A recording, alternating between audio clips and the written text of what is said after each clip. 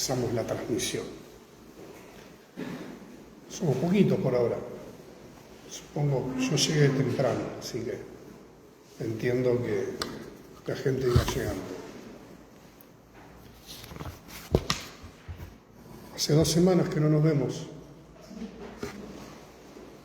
Espero que no me hayan extrañado mucho. Yo sí los extrañé. Bueno.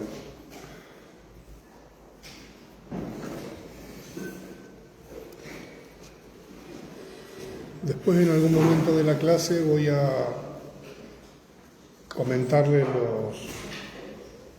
los ejes y las consignas para el trabajo, una fecha posible de entrega, pero voy a hacerlo cuando haya más gente en el aula, si no lo tengo que estar repitiendo cada 10 minutos. Pese a que queda grabado, las preguntas insisten. Después esto va a ser subido como consigna formalmente tanto a comunidades como a la página de Facebook del teórico, como para que pueda ser accesible. Vamos a ir como recordando de qué hablamos las últimas clases. ¿Qué trabajamos la última reunión?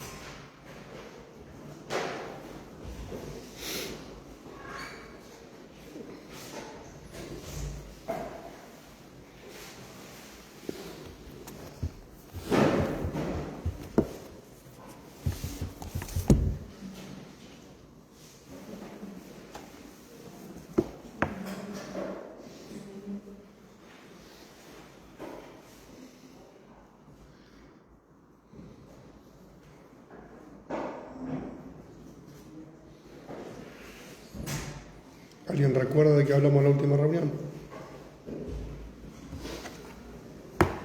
Trabajamos en el texto de Lechman, aportes psicoanalíticos para la categoría cognitiva. Bien, ¿y qué dijimos de ahí?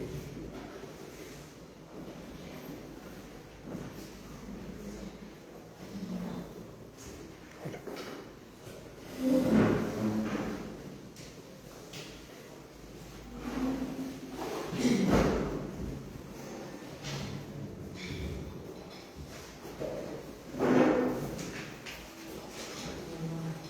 Dale.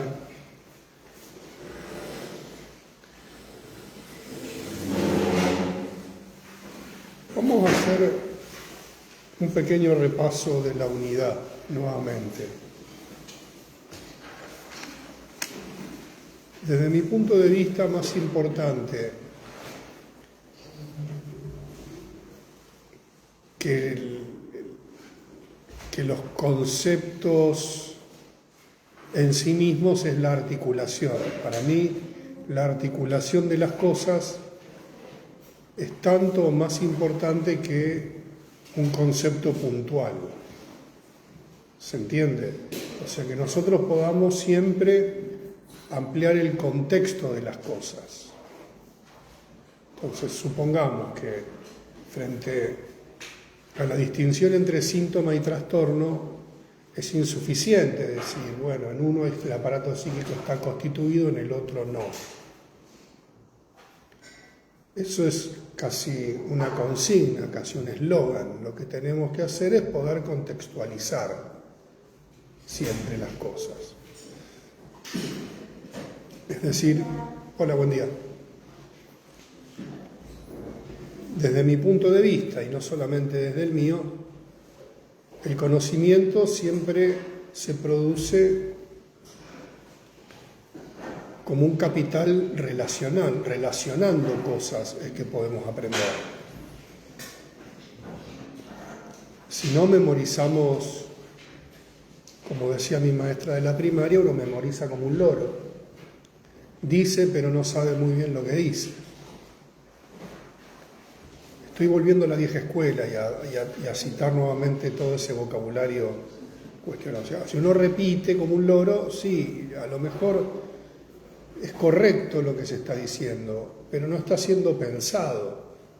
Ahora, uno adviene, creo yo, en el mundo académico como un sujeto pensante en la medida que puede relacionar y contextualizar las cosas.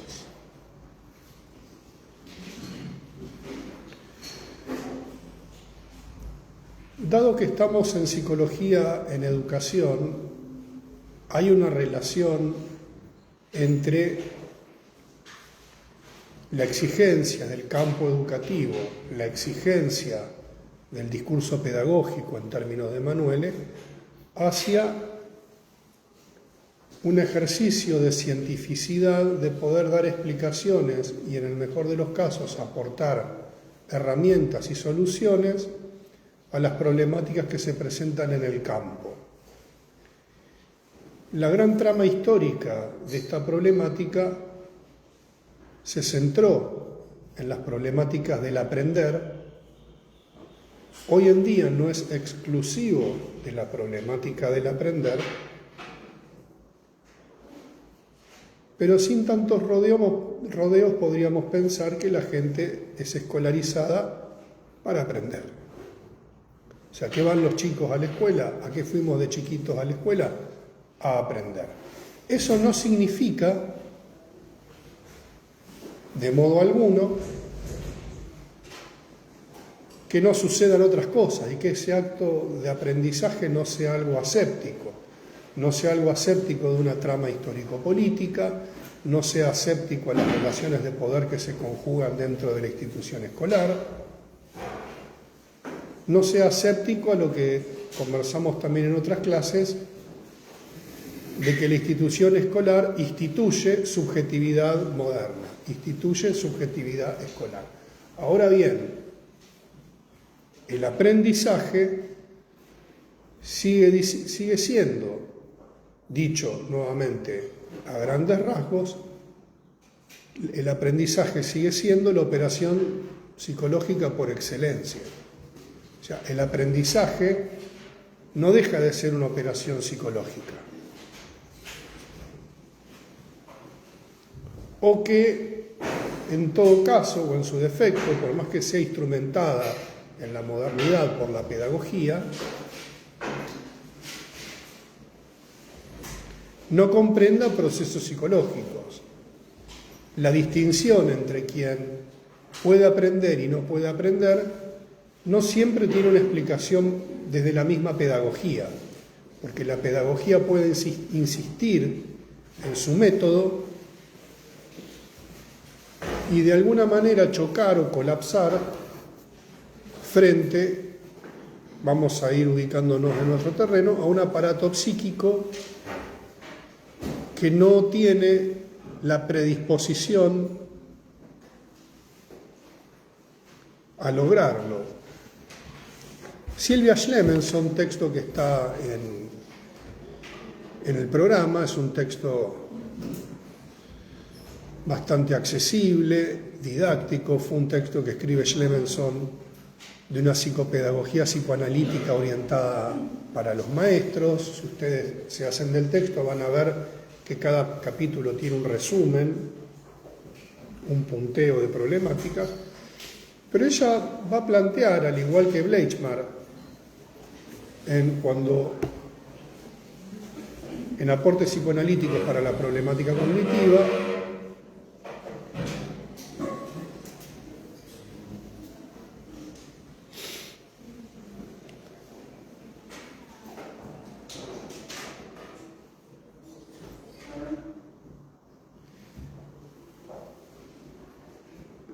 dos ejes que creo que son comunes. El primero es que el aprendizaje no es algo que esté vinculado directamente con la capacidad cognitiva.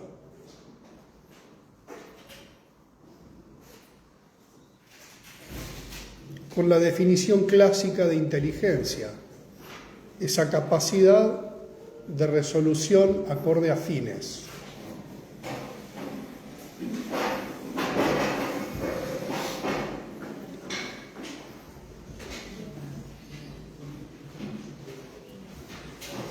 Y Schlemenson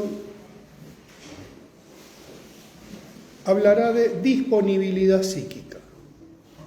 Es decir, que el aprendizaje requiere disponibilidad psíquica. Ahora, ¿qué cosa quiere decir disponibilidad psíquica? Vamos a frenarnos un segundito para que la gente se acomode.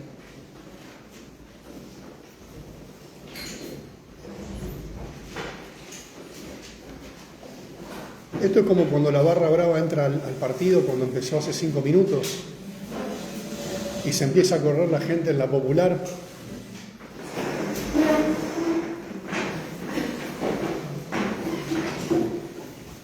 Entra la barra brava del teórico.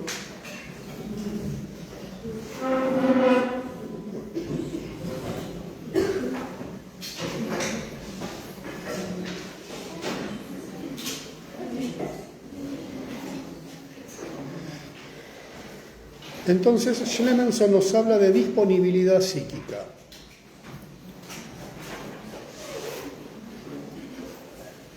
Y va a plantear esta suerte de paradoja. Hay chicos muy inteligentes que no aprenden, hay chicos que no son tan inteligentes que aprenden. Cuando hablamos de aprendizaje escolar. Reformulemos brevemente el postulado de Schlemenson.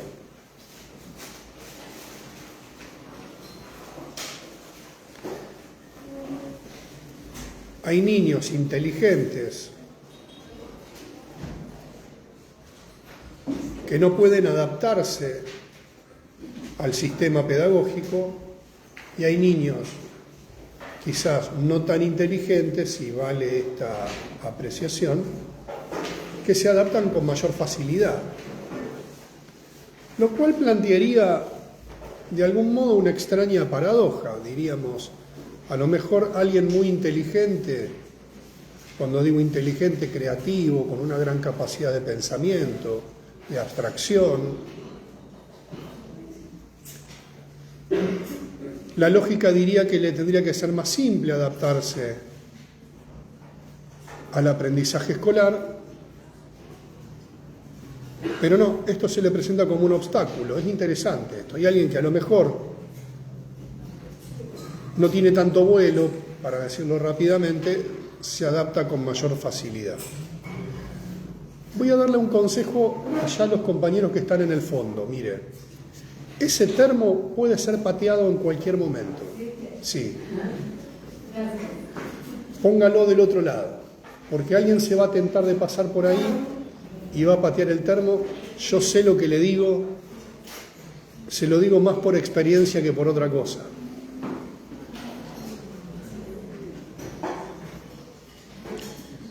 Bien. Veo que hay mucha gente tomando mate en clase. Está terminantemente prohibido tomar mate en clase si no me convidan uno, de vez en cuando. Así que, ahora que no tenemos COVID, pero tenemos peste bubónica, tenemos ahora la viruela del mono, están cayendo las 10 plagas sobre nuestra tierra, está pasando de todo.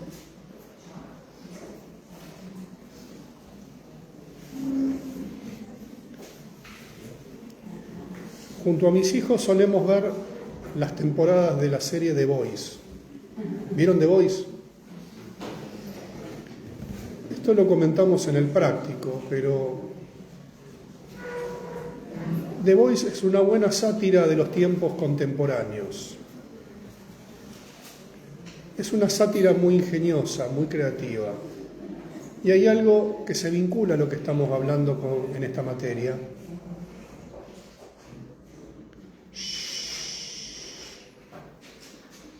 Es en cuanto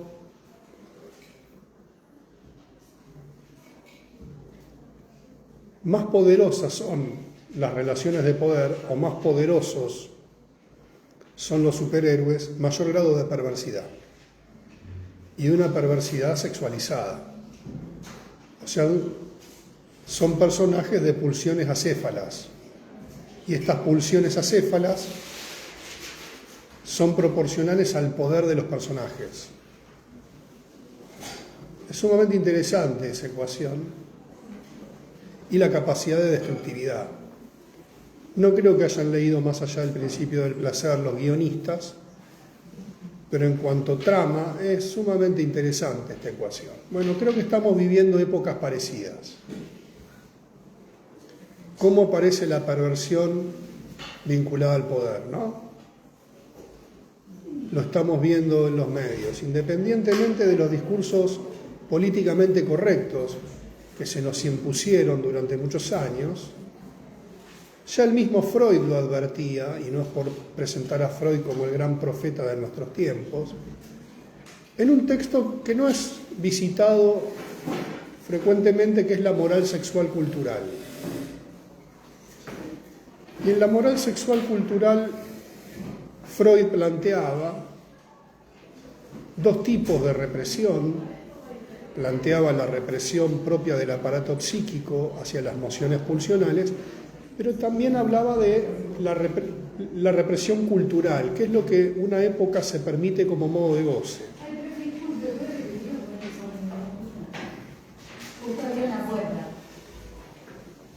¿Qué dije? Dijiste que hay dos tipos de represión en la moral sexual. Cultural. Una es la represión propia del aparato psíquico, que reprime el ascenso de las mociones pulsionales a la conciencia.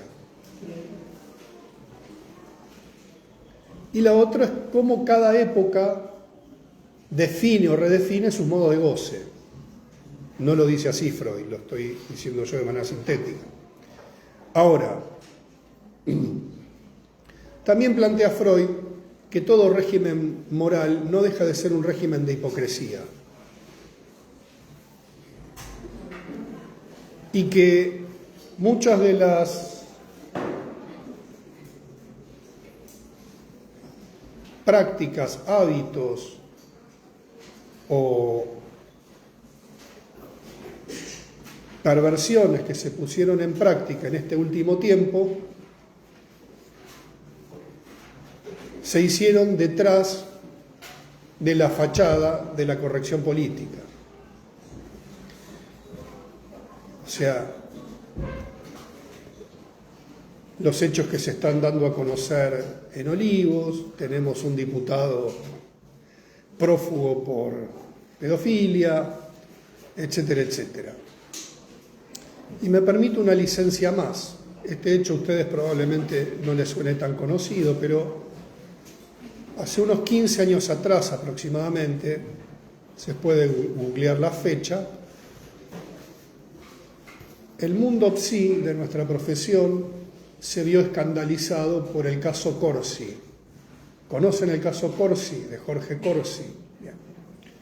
Jorge Corsi era el psicólogo referente de la lucha contra el abuso sexual infantil y el trabajo con niños abusados, niños, niñas y adolescentes. No había seminario de la cuestión que no incluyese los textos de Corsi. Bueno, Corsi fue juzgado y condenado por manejar una red de pedofilia. Nuestro colega. Lo cual también plantea, independientemente de una iconografía bastante triste sobre nuestra profesión, yo creo que refleja un fenómeno sumamente complejo, que es esta puesta en correlación entre los modos de goce y ciertas causas. ¿Qué estoy diciendo con ello?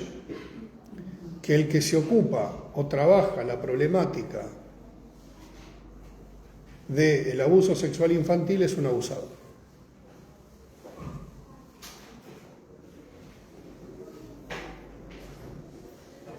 Y no solamente es un abusador en su fuero íntimo, lo cual es bastante grave, al mismo tiempo que es delictual, es patológico, es un referente del área. ¿Se entiende? Es decir, hay una puesta en correlación entre la teoría y los modos de goce, ya sea como contracara, uno podría decir como fachada, como una apariencia que permite encubrir actos siniestros. Bueno, este también es un rasgo de nuestra época, y en la serie The Boys, por ejemplo, se ve que los superhéroes son precisamente una manga de degenerados. Bueno, a buen entendedor, pocas palabras. Ante todo esto, pensamiento crítico. Creo que es lo único que nos puede dar un poco de dignidad en todo esto. Ahora, como decía Freud mismo, todo régimen moral o moralizante de alguna manera es un régimen de hipocresía.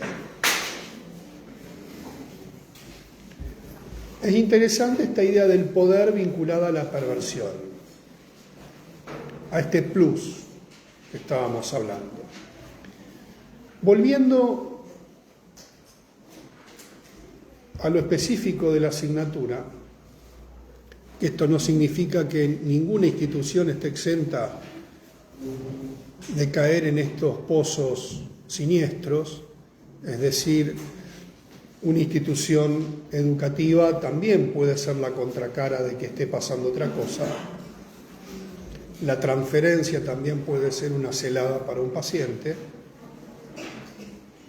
Nosotros no estamos exentos de esto.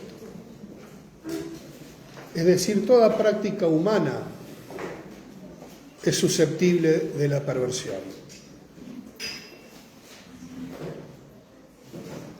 La célebre frase de Gramsci, lo viejo no termina de morir, lo nuevo no termina de nacer, y en el crepúsculo nacen los monstruos,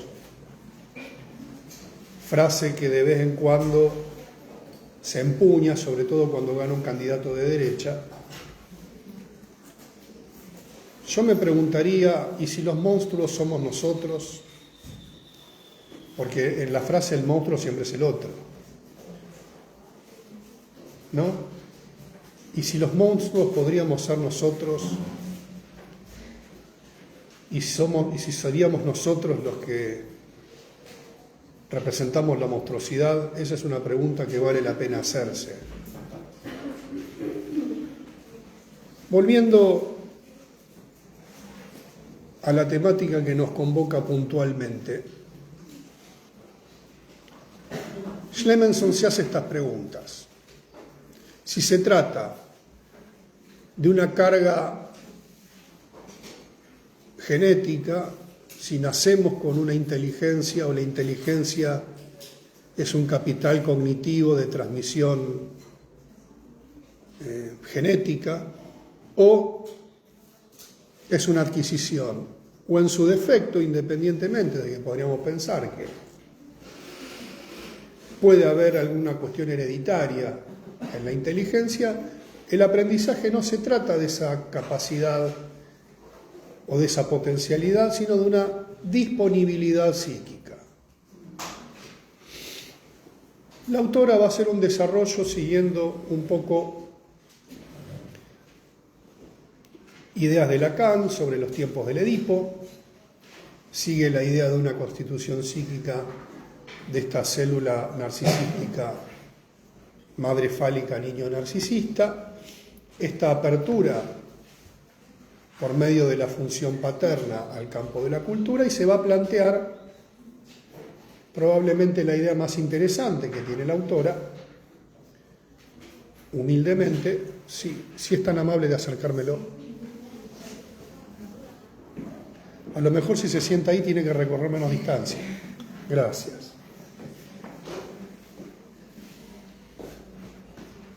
Salud.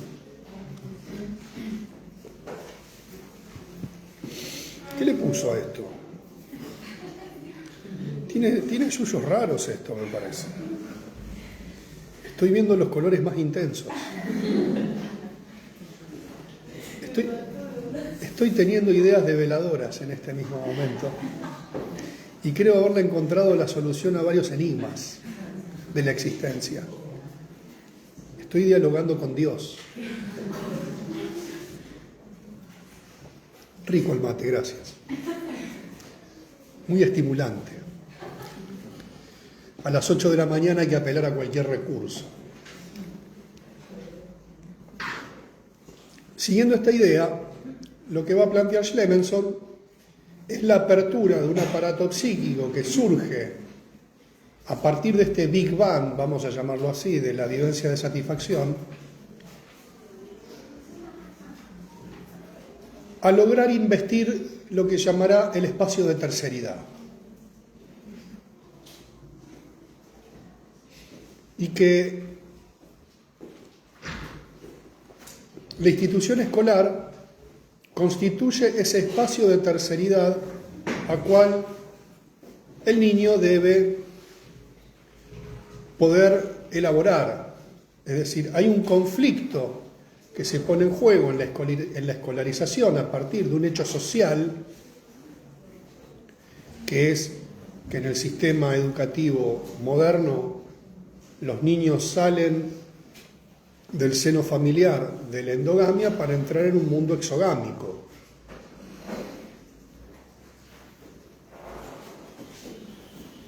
Gracias. No recorra tanto para llevar y traer, pero le agradezco mucho el mate. Bien. Si me convida otra persona, no hay problema, pero se arma ese blend de hierbas y cosas que puede ser peligroso para la vida intestinal de un hombre.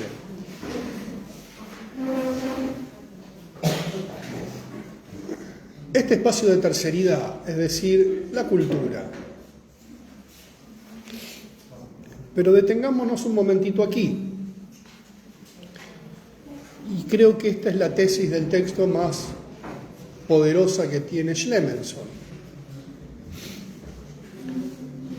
La escolarización es una puesta a prueba para el aparato psíquico.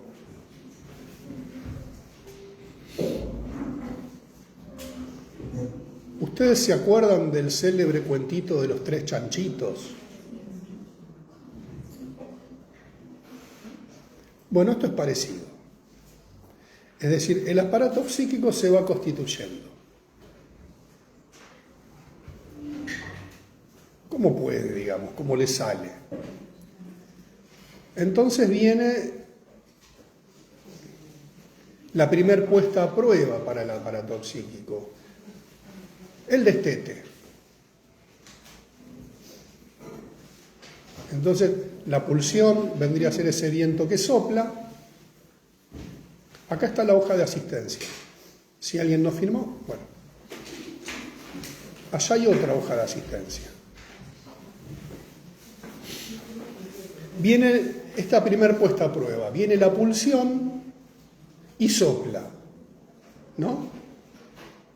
Entonces, se derrumba porque si ese aparato psíquico está hecho de material inestable, el destete, la separación del cuerpo materno se le vuelve intolerable. Entonces puede pasar que lo resista.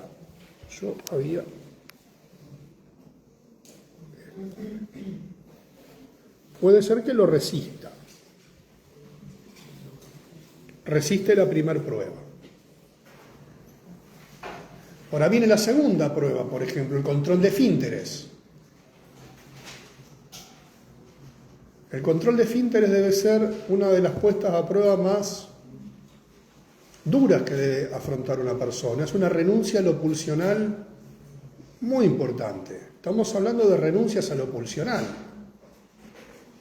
Destete, como un objeto por excelencia, el pecho materno, el chupete, la mamadera, la botella de whisky, bueno, todos esos destetes que pasa un ser humano, el fernet,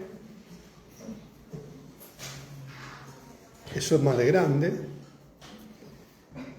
Control de esfínteres, alrededor de los 2 años, por lo general coincide con la aparición del lenguaje.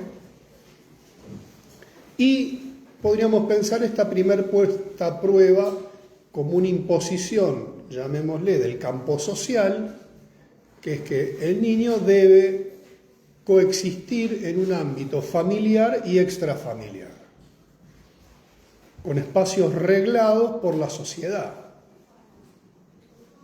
con una distancia física. Disculpen que lo diga de una manera tan simplona, pero un niño es destetado de la madre, salvo situaciones excepcionales, pero sigue conviviendo con la madre. No es que, bueno, vamos a darnos un tiempo, le dice la madre al niño o el niño a la madre, necesito destetarme, vamos a separarlo por 2 meses para que cada uno piense qué va a hacer con nuestra relación. No, esa relación continúa, pero hay una renuncia al cuerpo materno como objeto de placer y una renuncia de la madre al niño como un objeto de placer. Es mutua la renuncia. Siempre el destete es bueno cuando es de común acuerdo. Lo mismo con el control de esfínteres. Y además en el control de esfínteres hay un control del interior del cuerpo. Y cuando hay un control del interior del cuerpo es porque de alguna manera hay una diferencia entre lo interno y lo externo. ¿Se dan cuenta este correlato simbólico que hay entre estas renuncias pulsionales y el campo simbólico? Bueno, esto es lo que habla Freud en Pulsiones y el erotismo anal.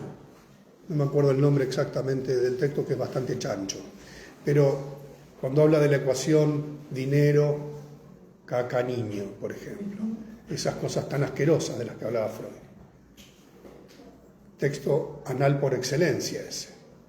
Bueno, eran otros tiempos, la gente se escandalizaba más con todas esas cosas.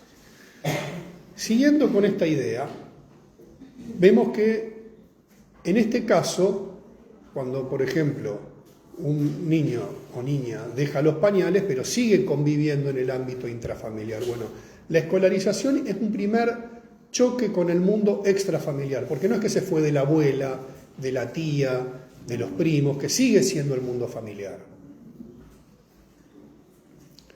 Cuando un niño, voy a usar este genérico, disculpen mi vocabulario anticuado, asiste al jardín, a la guardería o a la primaria, se encuentra con algo bastante complejo. En condiciones sanas, habituales, entre comillas normales, esa criatura que fue su majestad el bebé, se encuentra dolorosamente que todos los otros también fueron su majestad el bebé. Que no eran solamente ellos su majestad el bebé, sino que todos creyeron más o menos lo mismo en algún momento.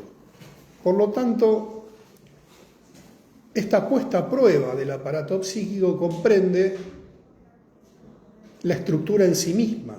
Si ese aparato psíquico se ha constituido, nuevamente apelemos a la metáfora, de forma porosa o con fisuras o grietas,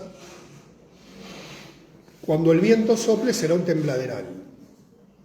Por ejemplo, chicos que son muy inteligentes, pero muy narcisistas, les cuesta estar en un espacio colectivo. ¿Se entiende? Entonces, ¿qué dice Schlemenson? Sabiamente. La escolarización es una puesta a prueba del aparato psíquico, porque es una situación absolutamente novedosa para un infans. Vamos a un ejemplo típico, clásico y recurrente. La criatura a los 2 o 3 añitos empieza el jardín. Sus padres le compran la mochilita, el uniforme, le hablan del jardín, que va a jugar, que la va a pasar bien, el nene está contento, que va a empezar el jardín, etcétera, etcétera. Pero hete aquí que toda esa alegría en la puerta del jardín, la gente huye porque hablo de un tema angustioso, quieren evitar el mal momento, se pone a los gritos, se agarra de la pierna de la madre, del padre, y hay que amputarlo del cordón de la vereda porque no quiere entrar. Ahora los jardines se han avivado y los hacen entrar con los padres, lo que se llama la socialización, que hasta primer grado tiene socialización hoy en día. Yo admito que en primer grado, sentado en un banquito así, haciendo un cantito, me sentía un poco boludo. Pero bueno, así es la vida, así son los tiempos, lo he hecho. Entonces uno está en un banquito que no te entra, bueno, no voy a decir malas palabras, entra a la mitad. Después quedé rengueando una semana porque tuve un calambre de estar sentado en esa silla. Pero bueno, se hace la adaptación, se llama. Entonces los chicos van media hora, 40 minutos, una hora, pero este episodio es inevitable. En algún momento los chicos se resisten a entrar. Ahora uno podría pensar, ¿eso es una reacción sana o no es una reacción sana que un chico no quiere entrar al jardín?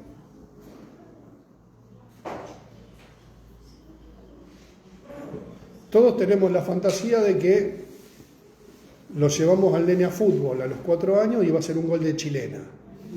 ¡Pah! ¿Viste?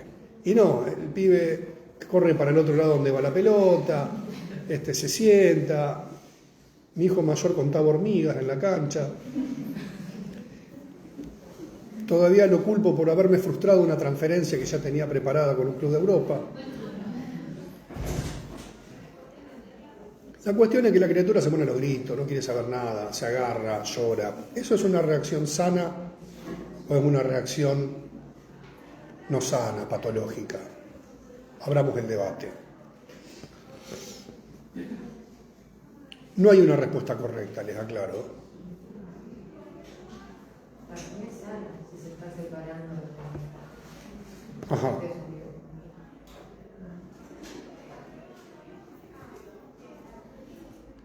Armemos la polémica, alguien que diga que no. Si no, no le vendemos el producto a nadie. Tenemos que armar polémica, quilombo. También depende de cuánto dure eso.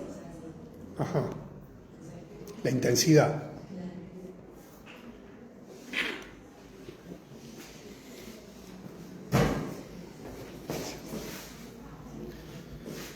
La intensidad. Ajá. La edad. No es lo mismo que a los 15, que los hay, que a los 2 años, 3 años. Bien. ¿Qué más? Profe, Deichmann en psicoanálisis Estrangulio puede ser que habla del autismo infantil y habla de esa parte de ingresar al jardín y cómo capaz que un niño que es autista ingresa directamente, va en un estudio. Sí, no es bonito, nunca hizo problema por nada. Cuando uno escucha eso, a lo mejor eso es un problema. En realidad, yo diría lo siguiente: cuando un chiquito no quiere entrar al jardín, está expresando un conflicto. Ahora, en el lenguaje institucional, y acá va esta expresión que está en el primer punto del programa, la institución escolar como el gran diagnosticador de la infancia, es porque estos actos son registrados de alguna manera y que la institución escolar legítimamente espera una adaptación eficiente de la gente al sistema escolar. Ahora, las personas, como hablábamos clases anteriores, somos producto de esta anomalía que es la singularidad. Y en esta anomalía que es nuestra singularidad, nos comportaremos de manera diversa frente a la presentificación de un conflicto. Hay chicos que entran contentos al jardín el primer día y cuando se dan cuenta que pasaron la puerta y la puerta se cerró detrás de ti y cantaba el bolero, entran en pavor. Ahora, ese pavor que despierta en la criatura, primero está registrando una separación. Yo diría, eso es sano. Después va a variar la intensidad. Si es una criatura que no puede tolerar otra cosa que la proximidad al cuerpo materno. ¿Y cuánto tiempo? ¿Se va entendiendo el planteo? Entonces tenemos esta disponibilidad psíquica, que es a investir esa alteridad. Ahora, el mismo aprendizaje implica que la cultura sabe más que yo. Así de fácil como lo estoy diciendo. Que la realidad no es solamente lo que a mí se me ocurre y lo que a mí me parece, y que no solamente mis tiempos están en juego. ¿Vieron el debate que se armó en torno a una boxeadora argelina? Boxeador. El tema es sumamente complejo, no me voy a meter en los pormenores de dónde tendría que haber boxeado esa chica, si en una categoría masculina o femenina. Porque en el caso del deporte, de lo que se trata es de la ventaja deportiva. Entonces, en un diálogo con una deportista paraolímpica que sacó el tema, en este caso es un deportista no vidente, ciego, dijo, el problema acá no es, planteó, miren lo que plantea una persona, ¿no? Incluso lo plantea, disculpen, no lo digo de manera peyorativa, pero desde el campo de la discapacidad lo está planteando. O sea, el debate es si lo que se debe satisfacer es el derecho de ella o de las demás. Lo planteó así. ¿Qué se debe atender en un comité olímpico? ¿El derecho de esa boxeadora a participar o el derecho de las demás a competir en las mismas condiciones? Dice, porque yo soy ciego, pero no todo el mundo es ciego. Yo no puedo pretender de que todo el mundo se acomode alrededor mío. En este planteo que hace esta persona, entiende que existe algo que se llama la sociedad.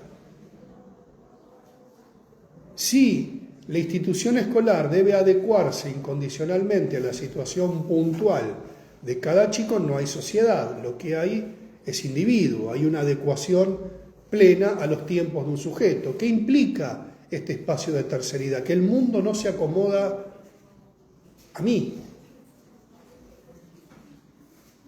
¿Se entiende? El mundo no se acomoda alrededor mío. Esto es parte de una renuncia a lo pulsional que todo individuo, ya lo decía Freud, en Más allá en El porvenir de una ilusión, lo decía en El malestar en la cultura, es la renuncia a lo pulsional que nos exige la sociedad.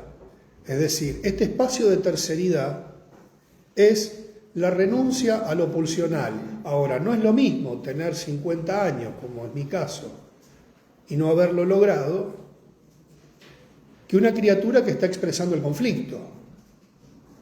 O sea, en el momento de la escolarización, una criatura sana va a expresar de algún modo u otro, en mayor o en menor grado, este conflicto. Ahora, como perfectamente señaló la compañera, un chico autista, ahora se diría neurodivergente, a lo mejor no tiene ese registro y parece que se adapta normalmente y no lo es.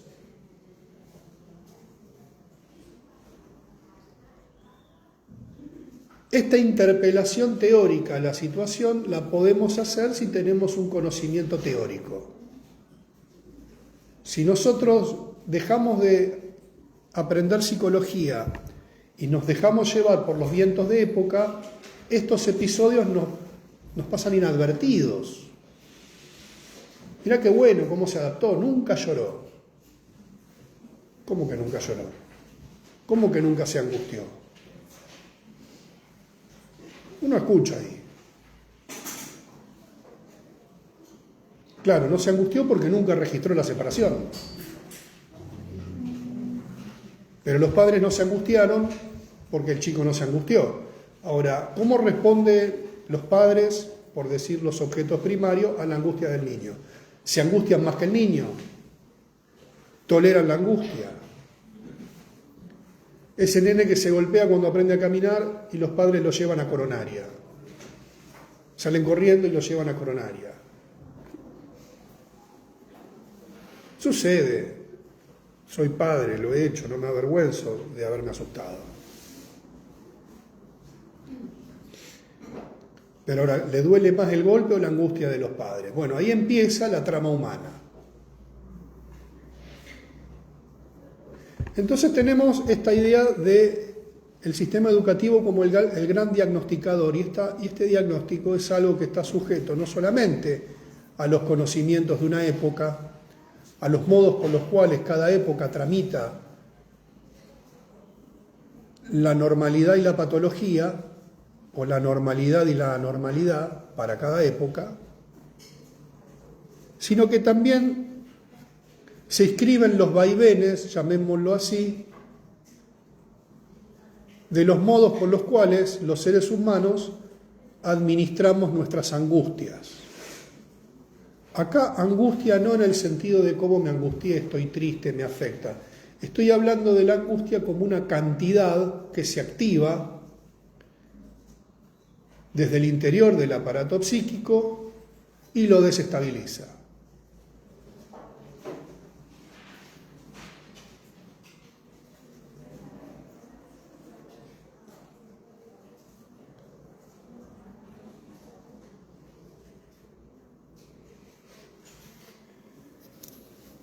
Volviendo a uno de los ejes que nos planteábamos en las clases anteriores, la distinción entre síntoma y trastorno se vuelve clave porque es la que nos permite diagnosticar con claridad. Es un primer diagnóstico, a mi modo de ver, elemental. Si estamos o no dentro del campo de las neurosis. Y esto nos lleva nuevamente a esta interpelación frente a la historia misma del psicoanálisis y específicamente del psicoanálisis con niños. Hay preguntas que nos hacemos y estas preguntas han recorrido distintas tensiones de la teoría. ¿Se entiende lo que estoy planteando? Es decir, ¿nacemos con un aparato psíquico constituido desde el comienzo? ¿Sí o no? No como en el debate presidencial, por sí o por no, si nacemos por no. No me refiero a eso. La inteligencia humana es un capital genético, es innato o es adquirido. Ahora, ¿nacemos con un inconsciente o el inconsciente es fundado a posteriori? Frente a estas preguntas es a lo que una teoría se reposiciona. Y estos reposicionamientos implican recorrer nuevamente la historia de nuestro campo y nuestra experiencia clínica. Yo creo que ya les leí esto, pero vamos a repasarlo nuevamente.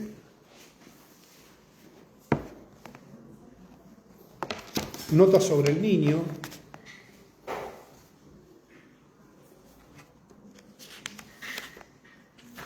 De Jacques Lacan.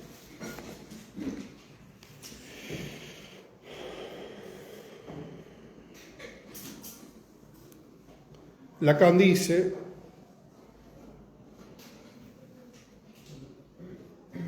el síntoma, tal es el hecho fundamental de la experiencia analítica, se define en ese contexto como representante de la verdad. Es muy importante acá la palabra síntoma. Es decir, porque si hablamos de síntoma, desde esta concepción, tenemos que pensar que el síntoma es una formación de lo inconsciente. O sea, si hay síntoma, hay inconsciente. Ahora, ¿dónde está el inconsciente? ¿En el niño o en la madre? ¿Cuál es el inconsciente que hace síntoma? ¿El del niño o el de la madre? Sigue Lacan. El síntoma puede representar la verdad de la pareja en la familia. En este caso más complejo, pero también el más abierto a nuestras intervenciones. O sea, Lacan ya respondió. Estamos hablando del síntoma de la pareja parental.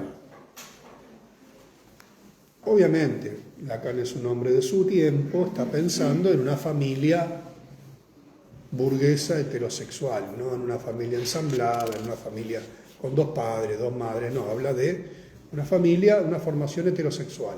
¿Por qué? Porque en su época no había otra cosa. No nos pongamos demasiado puntillosos, no acusemos a Lacan de machista, no arranquemos por ese lado.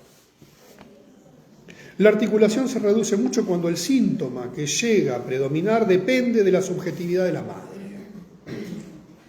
Acá entramos nuevamente en este terreno de un fuerte posicionamiento de Lacan,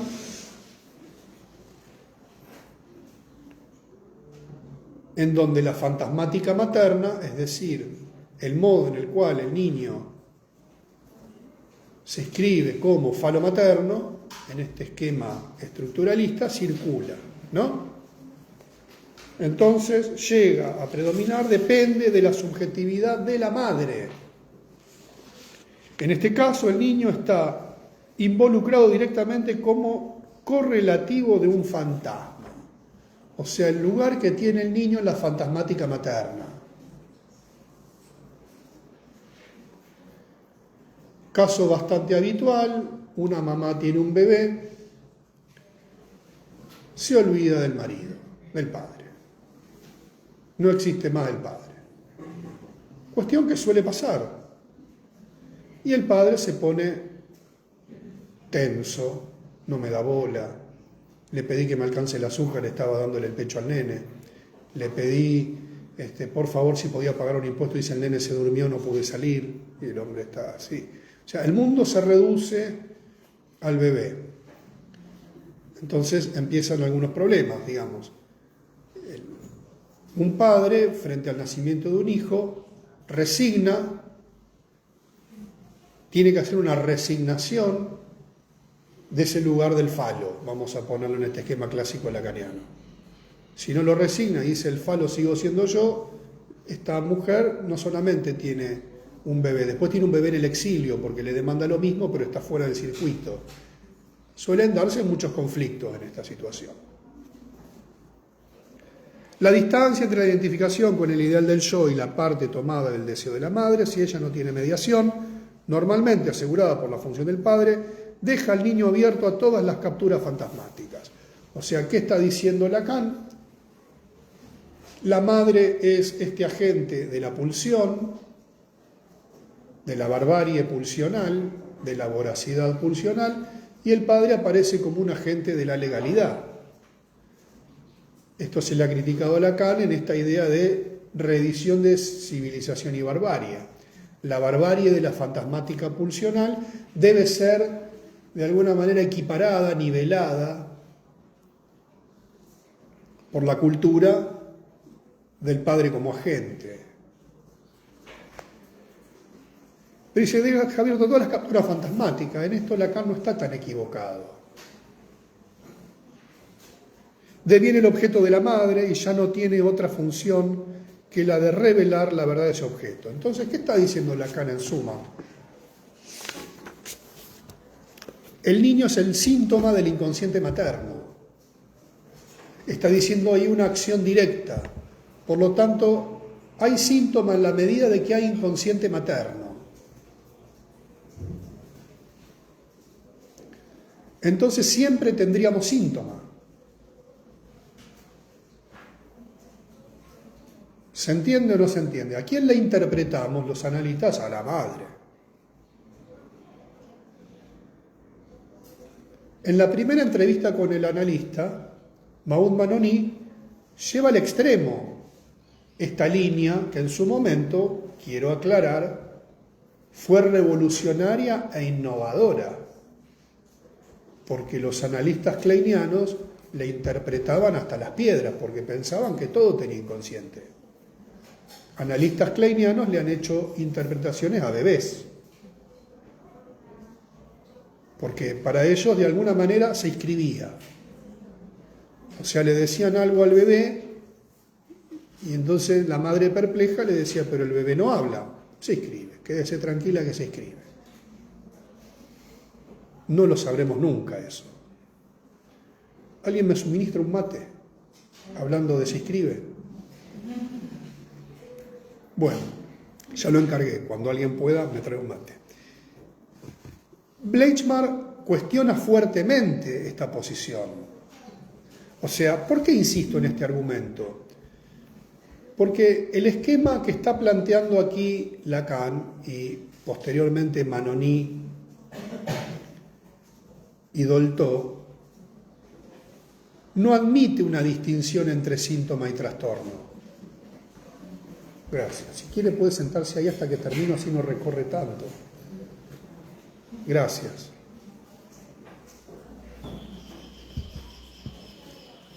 Yo lo dejo acá y después lo viene a buscar cuando quiere. Esta concepción lacaniana no admite la distinción entre síntoma y trastorno porque siempre hay inconsciente. Inconsciente, inconsciente del otro, deseo, deseo del otro. La cuestión que para el esquema lacaniano, el modo en el cual se despliega el campo del deseo es en el discurso.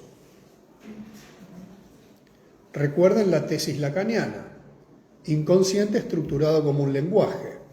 Es decir, este posicionamiento del niño como falo de la madre es un posicionamiento en el discurso materno. Obviamente que el discurso no es el habla, porque entra en la cadena significante, y no está equivocado Lacan al plantear esto. Ahora, no estar equivocado no significa, dirá Bleichmar, haber dado por finalizada la cuestión o haber recubierto todos los aspectos. Es decir, puede ser cierto, pero es insuficiente. Puede ser cierto, pero insuficiente. ¿Por qué? Porque lo que va a plantear Bleichmar, siguiendo a Freud y a Laplanche, es primero discutir, rebatir la tesis central del lacanismo estructuralista, porque siempre Lacan, como dije, dijo algo después, del inconsciente estructurado como un lenguaje. Y en esto está la conferencia que da en el coloquio de Bombal Laplanche, donde fuertemente ataca la tesis central lacaniana, diciendo que el inconsciente en todo caso es un lenguaje no estructurado, y va a plantear la tesis que el inconsciente es fundado tras la represión originaria, como acto fundacional del aparato psíquico, y en esto Laplanche no hace más que leer a Freud, sobre todo en un texto como Lo inconsciente, el concepto de represión originaria. ¿Cuál es la función princeps de la represión originaria? Dividir el aparato. ¿Qué implica la división del aparato? Que una moción pulsional ya no puede acceder al polo perceptual de manera directa. Es bloqueado. ¿Por qué? Porque es una defensa frente a la intensidad. ¿Cuál es el mecanismo por excelencia de la represión originaria? Por un viaje a Disney con todos tus amigos. No lo googlees, no vale.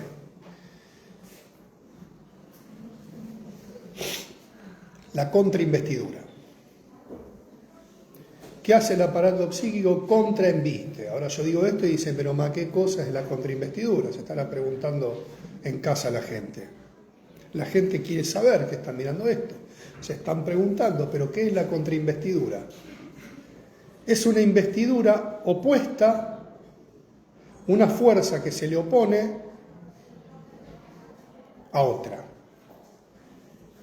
Vamos a dar un ejemplo operativo y práctico. A una moción pulsional anal, ya que veníamos con ese tema hablando anteriormente, por ejemplo, jugar con las heces, con la caca sería para los que dudan del término, lavarse las manos.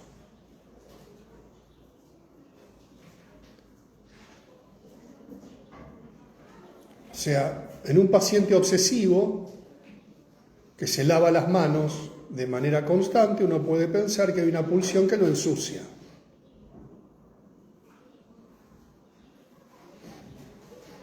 Sé que lo que estoy planteando es polémico y dramático, pero es muy común en niños o en mujeres que han padecido abuso sexual o violaciones, tienen un impulso a lavarse, a limpiarse. Es decir, la inscripción traumática forma una defensa muy primaria y al mismo tiempo que es primaria es muy fuerte, es muy tenaz, que es contrainvestir el acto. Es una defensa, digamos, desesperada, es un grito desesperado del aparato psíquico de no colapsar frente a una emoción pulsional interna. Entonces, limpiarse.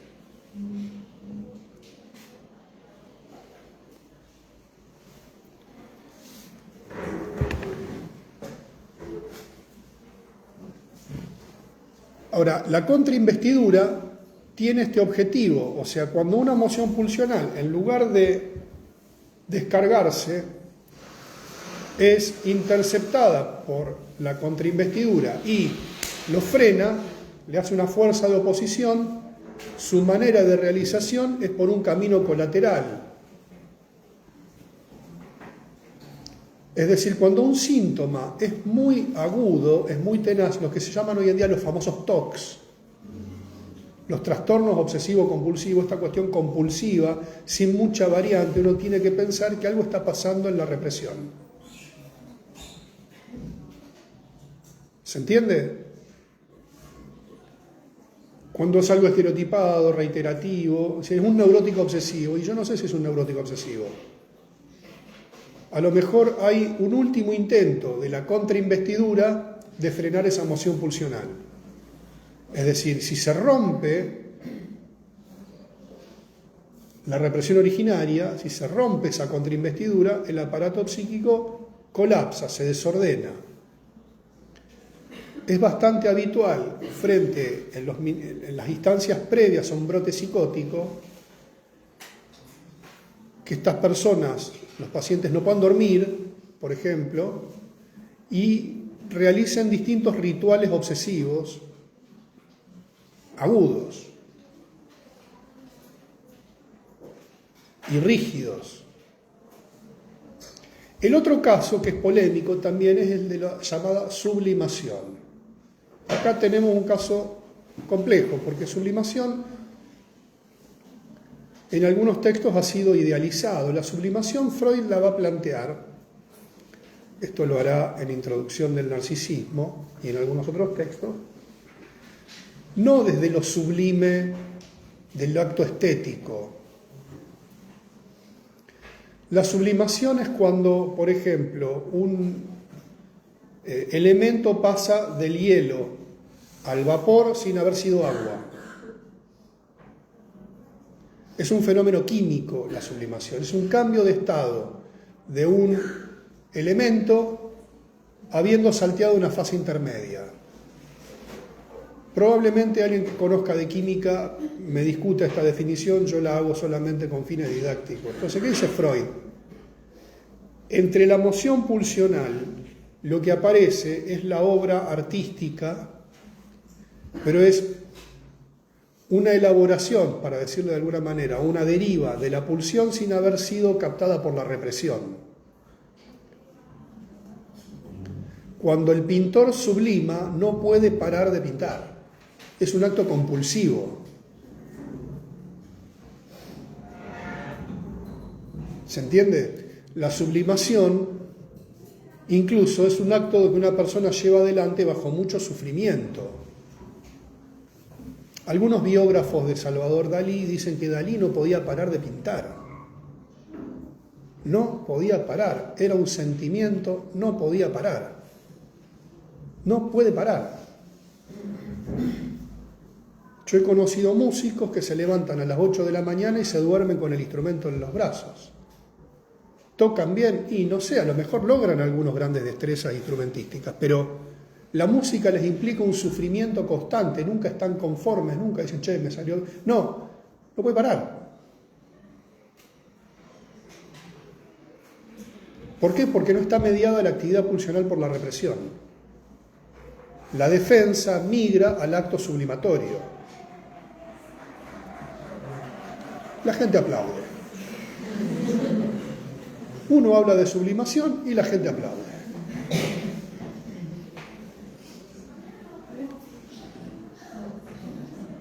Por ejemplo, si en un aula escolar un chico está en una actividad sublimatoria, en 2 días termina el libro de matemática. Dicen, qué buen alumno. Y no sé si es buen alumno. A lo mejor esa actividad lo está conteniendo de un derrumbe psicótico. ¿Se entiende?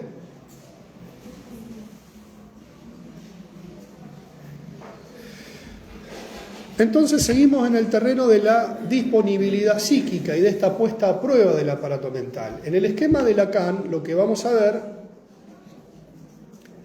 es que el síntoma, como dice él mismo en el texto, es... Disculpen, ¿están haciendo comentarios sobre lo que estamos hablando? Abramos el debate o escuchemos en silencio, mutiémonos, porque se escucha un murmullo que es un poquito molesto. Entonces les pido, por favor, paciencia, ya termina la clase. ¿Dónde me había quedado? Me perdí. Sí, como dice Lacan, estaba por acá. Ahora, en el esquema de Bleichmann no. Primero porque va a cuestionar la tesis de inconsciente estructurado como un lenguaje. Y dirá que el inconsciente es fundado. Vamos a repetir algo que ya se dijo acá. En la historia del psicoanálisis con niños tenemos la etapa kleiniana donde se le interpretaba todo porque ya nacemos con un aparato psíquico. Y el inconsciente es interno, es un acto, llamémosle singular, interno. Lacan, ¿qué dice? El inconsciente está en el otro.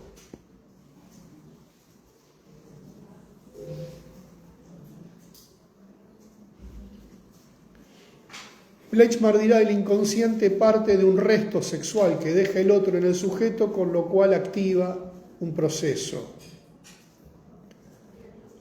O sea, el otro... ¿Puedes repetir eso? ¿Qué dice Bleichmann?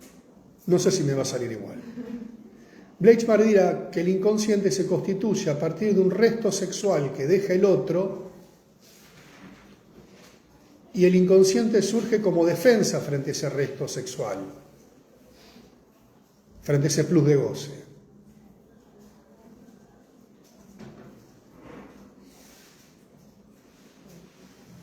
Metodológicamente no es menor,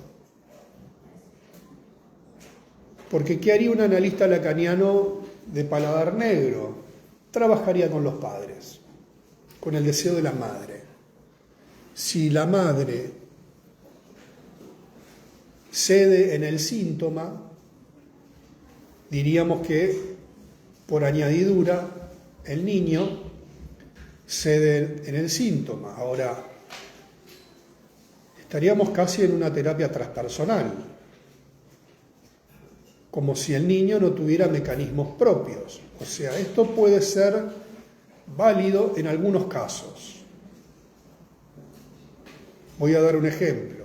Una madre sumamente angustiosa que duerme con su nene a los 5 años, por ejemplo. Empezaron con estas doctrinas del colecho, etcétera, etcétera, pero esta cuestión ideológica encubre un duelo o una cuestión muy angustiosa. Entonces uno trabaja con la mamá para que pueda elaborar esta separación con el cuerpo del niño, que ya no es su amuleto contra la angustia, sino que es otra persona con otros procesos y otros caminos para la vida. Bien, y a lo mejor ayuda al niño a tolerar también esa angustia inicial. Ahí uno podría decir hay una intervención que va sobre la fantasmática materna. Ahora, eso no quiere decir que ese niño no tenga que también hacer su propia elaboración. Voy a darle un caso.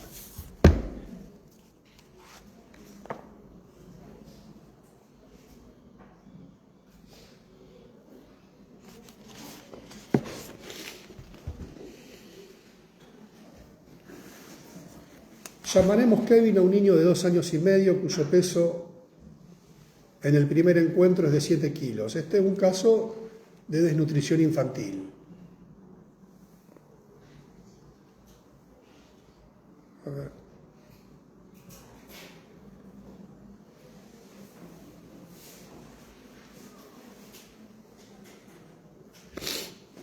Este es dramático, no que quiera dar golpes bajos con este caso, pero vamos a leer algunos fragmentos.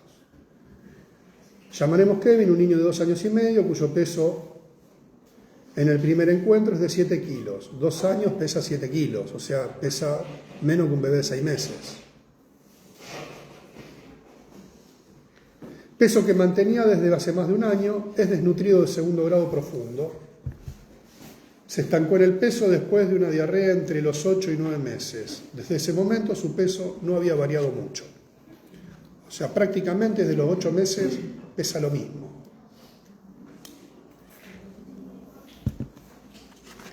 Página 204 de Vigilaria Alimentar. La madre no recuerda con precisión nada de lo ocurrido al intentar reconstruir verbalmente la historia del niño.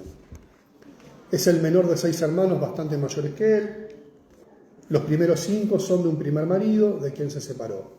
Al referirse al padre de Kevin lo nombra como ese muchacho al que no vio más hace poca mención. El niño lleva el apellido de la madre. Ella y su niño se separan periódicamente por las frecuentes internaciones de ella, quien padece de mal de Chagas, en fase terminal y ha sido hospitalizada con frecuencia por constantes cardiopatías e insuficiencias respiratorias. O sea, tenemos una criatura de 2 años con un peso muy bajo, desnutrido de segundo grado, es el menor de 6 hermanos de otro padre, la madre refiere poco y además tienen separaciones por internaciones. O sea, hay una discontinuidad en el vínculo con la mamá.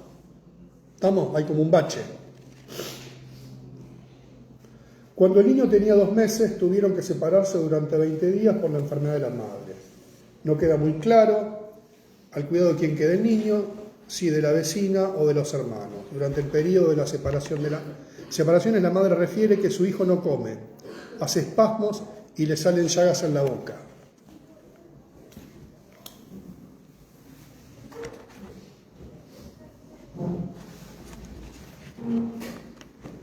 En la consulta, la madre tiene constantemente en brazos al niño, apretado contra su cuerpo y no permite que él se separe de ella. Presten atención a esto. Si lo pone en el suelo, lo vuelve a agarrar en cuanto se aleja más de medio metro. Sostiene una postura defensiva, responde que todo está bien, que el niño come bien en la casa. El aspecto de Kevin es de poca vitalidad, parece como si estuviera durmiendo. Está debilitado, con poca energía, su rostro no emite gesto ni sonrisa. Parece no percibir el ambiente cuando está en brazos de la madre. No participa en un diálogo gestual con nadie, ni siquiera con la madre. Kevin expresa un llanto feroz al ser tomado en los brazos de la madre por la enfermera. Esto es en un centro de salud. O sea, Kevin expresa un llanto feroz al ser tomado de los brazos de la madre por la enfermera, quien debe pesarlo para el posterior control pediátrico. ¿Se entiende? El chico está ahí, quietito, inexpresivo, como ausente. Ahora, cuando la enfermera lo toma para pesarlo, entra en un llanto pavoroso. La familia vive en un asentamiento irregular cercano al centro de salud, el piso de viviendas de tierra y el baño se encuentra afuera. Frente a ellos vive una vecina que ocasionalmente se ocupa del niño, pero mantiene un lazo ambivalente con la madre, de cierta rivalidad. La familia subsiste económicamente gracias a los planes sociales y a las raciones de los planes nutricionales. A veces el ex marido le trae comida y algo de dinero incluso para Kevin. según refiere la madre. En la primera consulta, Kevin no para de llorar. Lo hace con gritos intensos que aturden a todos los profesionales. La madre actúa como si no escuchara nada. Cuando la pediatra se le acerca para revisarlo, se defiende a manotazos, llora, grita y patalea. Está fuerte el llanto que no puede escuchar a la madre. La médica no puede establecer qué le pasa al niño, si semejante malestar corresponde a algún dolor orgánico u otra causa. En la historia clínica se observa que el niño es atendido por diferentes médicos.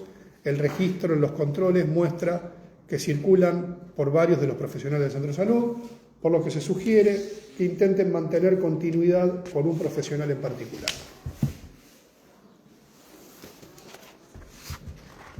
En medio del griterío le pregunto a la madre, con las dificultades de la situación, si sabe qué le pasa al niño. Ella responde, se quiere ir. Entonces se me ocurre proponer un juego. Haga como que se va.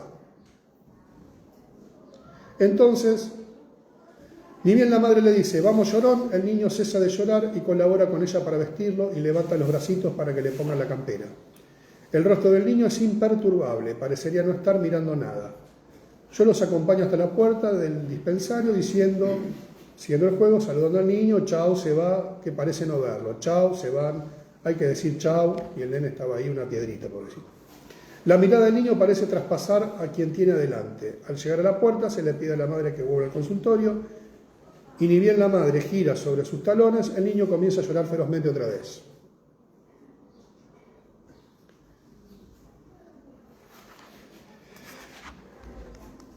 A ver, ¿por qué les estoy planteando este caso? Es más largo y si lo leemos se nos va.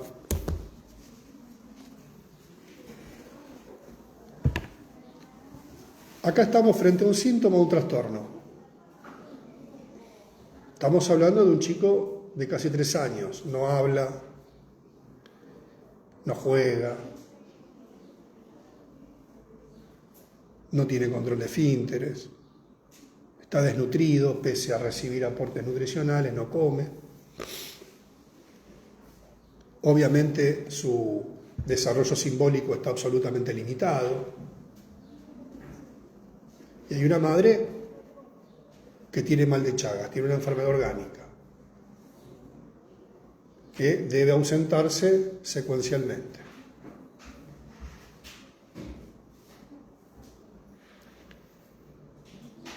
Podríamos pensar que este niño está en un atrapamiento de la fantasmática materna, podríamos decir, como un amuleto contra la muerte, una madre con una enfermedad terminal. La situación obviamente es dramática, ¿no? Por estar agarrado al bebé, el chico no juega en el piso.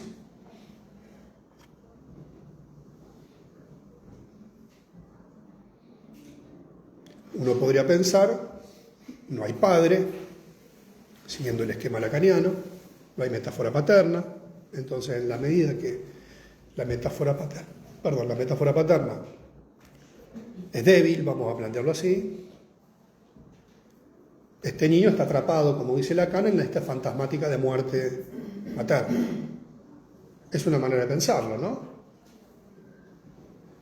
Esto está en Vigilar y Alimentar, en un libro que ustedes tienen en el Drive. Estamos leyendo la página 204 en adelante, lean el caso para la próxima. Ahora, estamos frente a un síntoma o un trastorno. Desde un esquema del psicoanálisis lacaniano, acá podríamos pensar del síntoma y trabajaríamos con la madre, por ejemplo.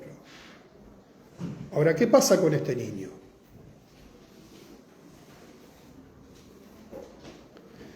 Desde otra perspectiva, llamémosla Bleichmariana winnicottiana, es muy importante tratar de ver cómo esta criatura despliega el juego y cómo forma símbolos, siguiendo a Klein.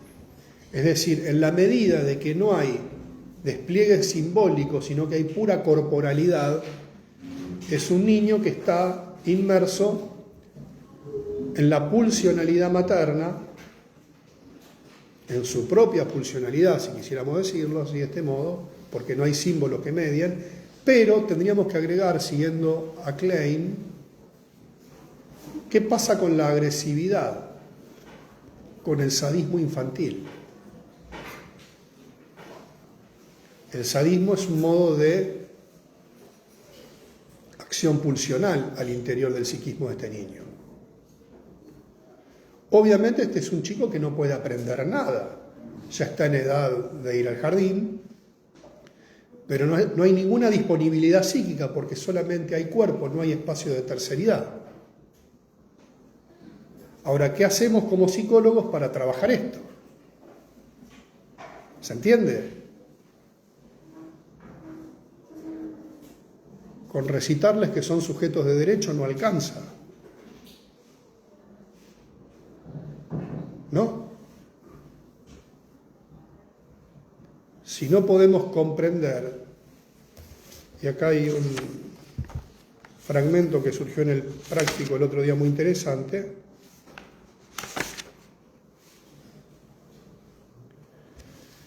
dice Bleichmar, aportes psicoanalíticos para la comprensión de la problemática cognitiva, página 37. La habilidad de esta historia consiste en pescar en el diagnóstico estructural cuáles son los elementos fallidos y a partir de esto definir la estrategia de trabajo. La habilidad de esta historia consiste en pescar en el diagnóstico estructural, fíjense la palabra diagnóstico, cuáles son los elementos fallidos y a partir de eso definir la estrategia de trabajo.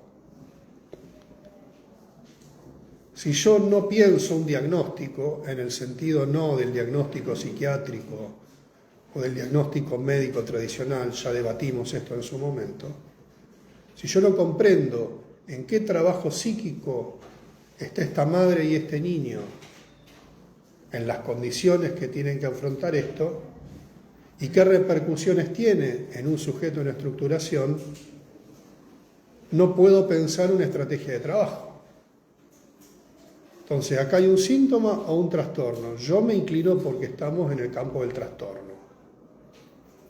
Porque en el campo del trastorno no solamente está lo fallidamente constituido, también está lo no constituido. Acá hay cuestiones no constituidas, no se ha constituido una distancia mediada por la simbolización entre el cuerpo materno y el cuerpo del niño.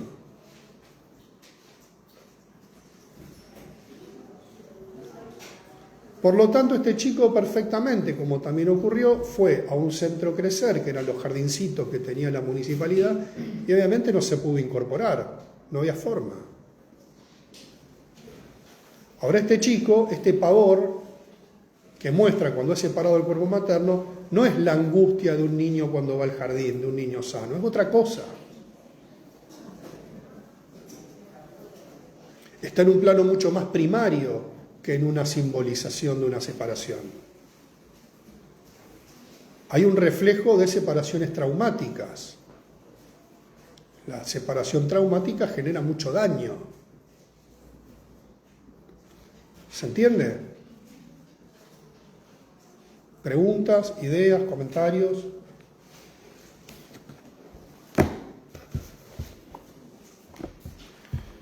Dos cuestiones. Si mientras yo digo esto a alguien se le ocurre alguna pregunta, la hace. El trabajo va a ser un trabajo de articulación de las 4 unidades del programa. Yo esto después se lo voy a pasar con lujo de detalle en la página de Facebook y en comunidades. Va a ser un trabajo con una fecha de entrega en comunidades, aproximadamente de acá a un mes y alguna semana.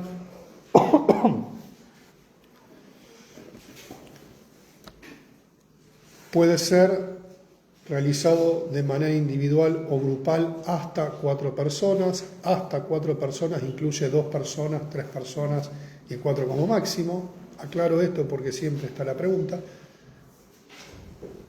De manera individual es de a 1, no se puede hacer de manera 0 porque ahí no habría trabajo. En esto la matemática es implacable. Entonces se puede hacer desde de manera individual hasta grupos de 4 personas. Profesor somos 5, se van a tener que dividir en 2 y 3, en 1 y 4, en todas las variantes que permita la matemática, en 2, 2 y 1, lo deciden ustedes. Bien, y tienen que hacer un trabajo en el que ustedes articulen la educación como construcción moderna,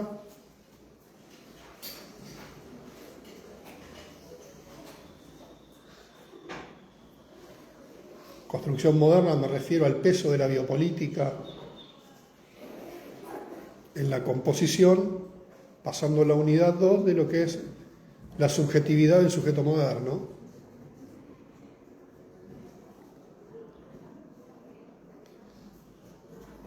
Ya sea como sujeto pensante,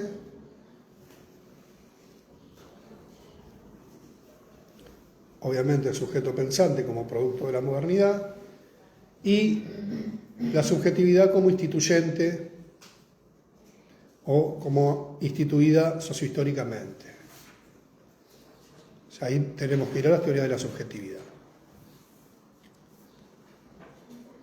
Luego, poder dar cuenta de la unidad 4, qué pasa frente a estos fallos del pensamiento o de la inteligencia.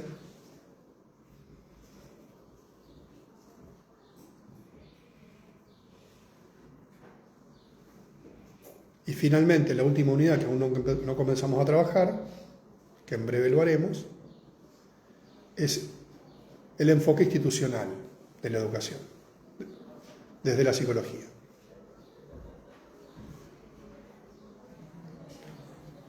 De alguna manera, cuando decimos que el gran diagnosticador de las infancias es el sistema educativo, ahí vemos claramente el peso institucional en la práctica de la psicología y la educación.